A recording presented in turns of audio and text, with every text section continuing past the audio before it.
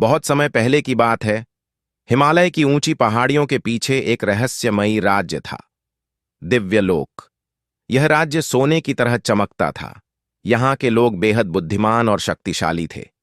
लेकिन 100 साल पहले अचानक यह राज्य धरती से गायब हो गया। किसी को नहीं पता था कि वहां क्या हुआ था। कुछ लोग कहते कि कोई श्राप था, तो कुछ कहते कि यह सिर्फ एक कहानी थी।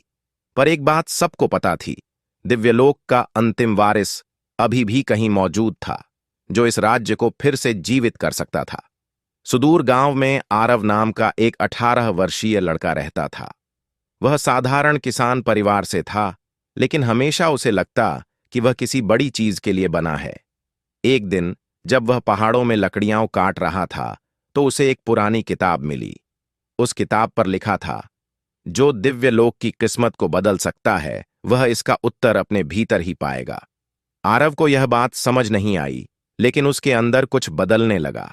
उसे सपने आने लगे, जहां एक रहस्यमयी गुफा का जिक्र था। आरव ने तय किया कि वह इस गुफा को खोजेगा।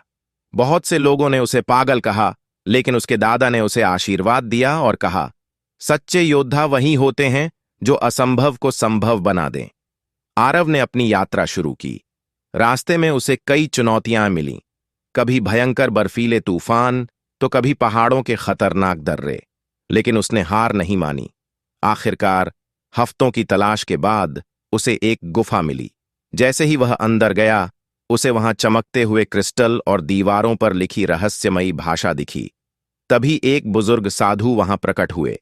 साधु ने कहा, यदि तुम दिव्यलोक के अंतिम वारिस हो, तो तुम्हें 3 परीक्षाएं पास करनी होंगी।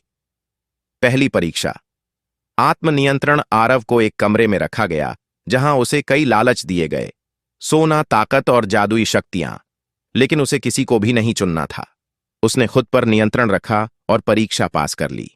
दूसरी परीक्षा, निडरता। उसे एक अंधेरे कुएं में फेंक दिया गया, जहां से निकलने का कोई रास्ता नहीं था। लेकिन उसने हार नहीं मानी और खुद रास्ता खोजा। उसकी हिम्मत ने उसे जीत दिलाई। तीसरी परीक्षा, सच्चाई। अंतिम परीक्षा में साधु ने आरव से पूछा, तुम राजा बनना चाहते हो? आरव ने जवाब दिया, मैं बस अपने लोगों का भला चाहता हूं। राजा बनना मेरा उद्देश्य नहीं। बस यही जवाब सही था। जैसे ही आरव ने अंतिम परीक्षा पास की, पूरा गुफा रोशनी से भर गया। दिव्यलोक फिर से प्रकट हो गया और आरव को उसका असली वारिस घोषित किया गया। वह अब सिर्फ एक साधारण किसान नहीं था, बल्कि अपने राज्य को फिर से उज्जवल बनाने वाला एक सच्चा राजा था। शिक्षा। यह कहानी हमें सिखाती है कि हमारी असली ताकत हमारे अंदर छिपी होती है। अगर हम अपने डर, लालच और भ्रम से ऊपर उठें, तो हम कोई भी लक्ष्य प्राप्त कर सकते हैं।